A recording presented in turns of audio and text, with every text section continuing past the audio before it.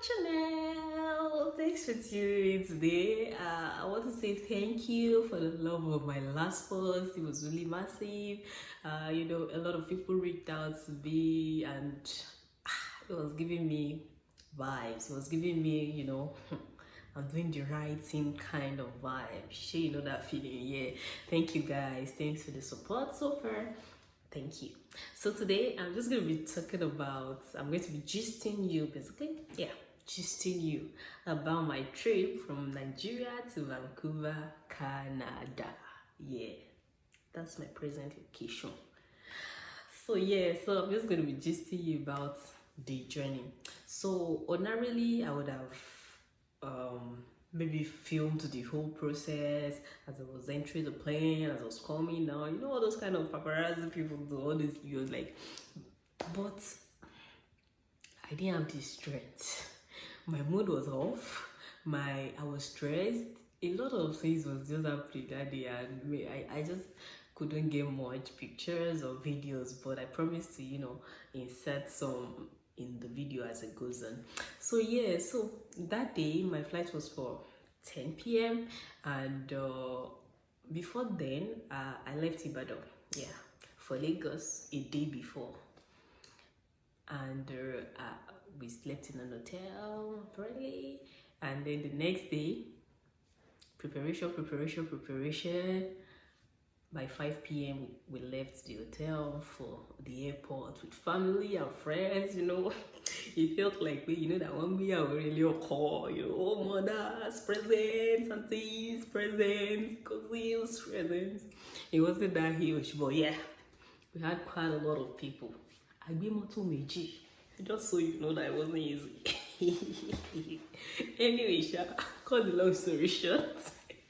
We got to the airport and right on time. There was no traffic. It was really a fast trip to the airport. And when we got there, we had to check in our baggages. We had already checked in online before we left, but we had to check in our baggages, and we did that. After we were done doing that, just so you know, I think we traveled with KLM. Yeah, that was the airline that we went with, and the baggage limit, yeah, I think it was 23 kg, 223 kg for me, and 12 kg carry-on and luggage.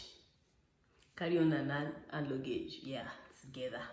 12 kg. It's not different. I made the mistake. I thought it was different, and then I ended up splitting. When I got to the airport, I had to split all my stuff on the bags that didn't have much kg, you get, because I carried overload. I packed food there. Oh dear. You think I'm not going to come back again? But yeah, so I just we did that after checking in. After checking our baggage in, like I said, it was now time for us to maybe spend time with family and all of that, and then we just heard news that we had to come and board earlier than expected. I don't know what happened. I can't remember, but man, we shall thank God for that, because if that didn't happen, it would have just been, proper goodbyes with family and friends, and it would have been so emotional, waterfalls everywhere, all those kind of things. So that rush, it was like an escape for me, because if I start to cry, I don't go stop. But yeah, thankfully we had to do quick goodbyes, quick hugs here and there. So in fact, the pictures that I snapped there with them, I can't even post it because it was all blurry. It was, rush every here and there and all of that. So yeah, we got past that, and then went through the immigration with our carry-on, and luggage. We checked. This was checked, and my body spray was removed. Yeah, that was the only thing to remove, so I shall board. Yeah. So anyway, and the seats that was reserved for us, for myself and for one other person that had a child on board, it was like right in the middle of the plane basically, and there was a lot of leg room. I enjoyed that. Like, you could literally put your child down and just let the child play. It was a really sweet space. Yeah, we're there. It was going to be like a 6 hour plus flight, and on that flight, you know, they saved us all those kind of made. I'm going to put videos and pictures and all those things that I'm not somebody that will usually try new food, but you know what they say now, even new panish, I don't know what my dear, I dived in, I didn't finish it, but man, the ones I could tolerate, you know, I took some coffee, some coke, a couple of times, and yeah, my baby couldn't eat any of those things, so it was breastfeeding almost all through the journey. I took some snack and, you know, 1 or 2 for him, but I'm going to be doing a video on that one. It's a separate topic. But yeah, we had a smooth flight, I think, and then we got to Schiphol Airport in Amsterdam. My dear, we got there 5 a.m. That airport is mad fine.